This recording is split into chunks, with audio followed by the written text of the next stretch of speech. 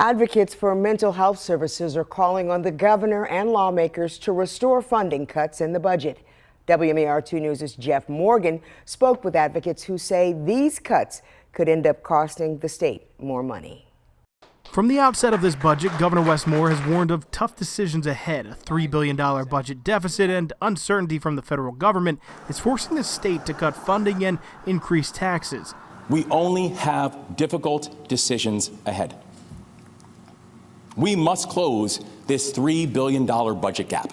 Now, groups set to bear the brunt of the cuts are calling on the governor and the legislature to spare their cause. Mental health professionals want $116 million in cuts restored.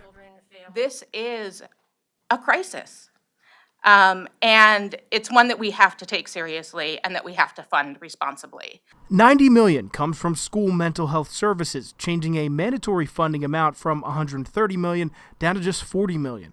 And so this cut would be devastating to the schools and the jurisdictions across the state that worked so hard to just get these programs up and running just last year, and even more devastating to the students that are benefiting from the services. 988 funding is also getting slashed by $20 million in the proposed plan.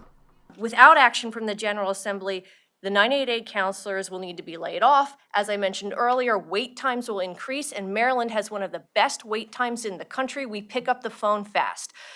The call to restore funding comes as Senate leadership is looking at more potential cuts. We asked how confident the lawmakers calling on this are that the funding cuts gets restored. So these are really difficult decisions. We are going to use the information that we have at the time that we have it, and we're going to do the best job we can. State lawmakers are keeping a close eye on the federal budget bill, which has to be finished by March 14th to avoid a shutdown. This will give the state more information on how to shape its budget. In Annapolis, Jeff Morgan, WMAR 2 News.